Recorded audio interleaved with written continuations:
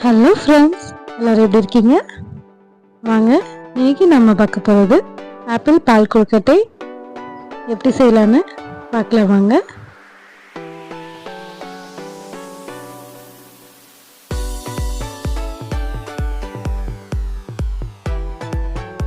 தேவையான பொருட்கள் என்னன்னு பார்த்துடலாம். தேங்காய் எடுத்துக்கோங்க, ஆப்பிள் எடுத்துக்கோங்க, ஆப்பிளை பீல் பண்ணிக்கோங்க.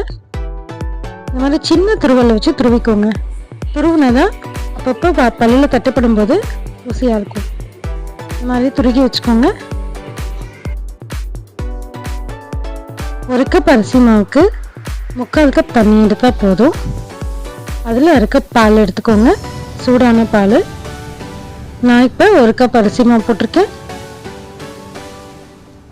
அதுக்கு 1/2 கப் பாலும் 1/4 கப்புக்கு கொஞ்சம் அதிகமாக தண்ணியும் விட்டுருக்கேன். ஏன்னா சாஃப்டாக இருக்கணும், ஹார்டாக இருக்கக்கூடாது கொழுக்கட்டை. அதனால தண்ணியும் சுடு தண்ணி விட்டுக்கோங்க, பாலும் சூடாக விட்டுக்கோங்க. ஸ்பூன் வச்சு கிளறுங்க, கை சுட்டுக்காதீங்க. நல்லா கிளறிட்டு லிட் போட்டு மூடி வச்சிங்கன்னா அரிசி மாவு கொஞ்சம் குக் ஆகிடும்.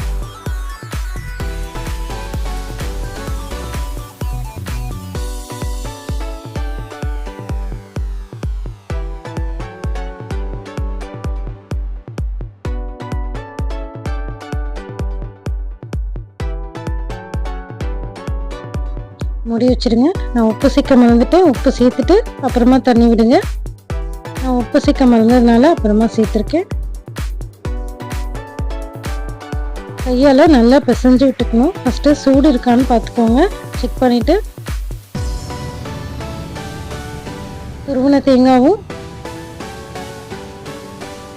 துருவின ஆப்பிள் வந்து பாதி போட்டுக்கோங்க. மீதியை வந்து நம்ம பால் கொழுக்கட்டை அந்த பால் சேர்க்கும் போது சேர்க்கணும். இப்போ இதை கையை வச்சு நல்லா பிசைஞ்சு விட்டுக்கோங்க.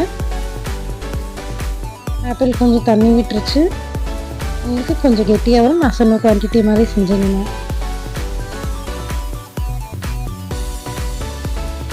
ஆனால் இப்படி செய்யும்போது கொழுக்கட்டை நல்லா சாஃப்டாக வந்தது.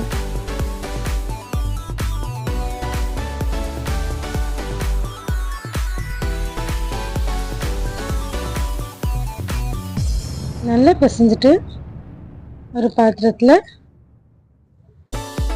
தண்ணி விட்டு மூடிட்டிங்கன்னா கொஞ்ச நேரம் நல்லா கொதிச்சு வரும் தண்ணி.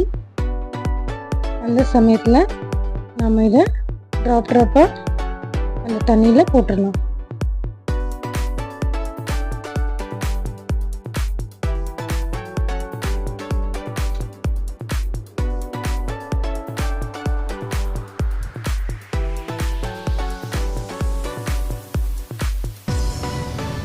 இது மாதிரி நம்ம எல்லா மாவையும்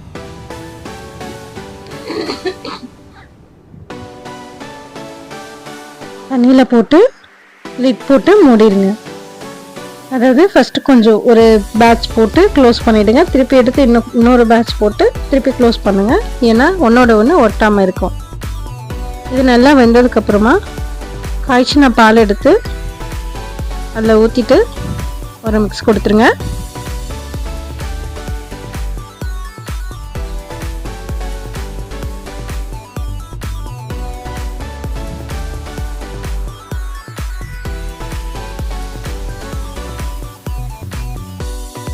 இந்த மாதிரி நல்லா வெந்து வரும். இப்போது பனங்கற்கண்டை சேர்த்துக்கோங்க. நீங்கள் வெல்லம் சேர்க்குறதா இருந்தால் ஆஃப் பண்ணிவிட்டு கடைசியில் சேர்த்துக்கோங்க, இல்லைன்னா பால் திரிஞ்சிடும். நான் வந்து பனங்கற்கண்டை சேர்த்துருக்கேன், ஏலக்காய் பொடி சேர்த்துருக்கேன். மீதி உள்ள ஆப்பிளும் தேங்காயும் சேர்த்து மிக்ஸ் பண்ணிக்கோங்க. மிக்ஸ் பண்ணிவிட்டு சர்வ் பண்ணிடலாம். சூடாக சாப்பிட்றத விட ஃப்ரிட்ஜில் வச்சு சில்லுன்னு சாப்பிட்டிங்கன்னா அட்டகாசமாக இருக்கும். ஏன்னா நாங்கள் சில்லுன்னு தான் சாப்பிட்டோம். வெயிலுக்கு சில்லுன்னு சாப்பிட்டா நல்லாயிருக்கும். ட்ரை பண்ணி பார்த்துட்டு எப்படி இருக்குன்னு கமெண்ட் பாக்ஸில் சொல்லுங்கள். என்னோடய சேனலை சப்ஸ்கிரைப் பண்ணுங்கள். பெல் பட்டனை கிளிக் பண்ணிங்கன்னா அப்டேஷன் அப்போ வரும்.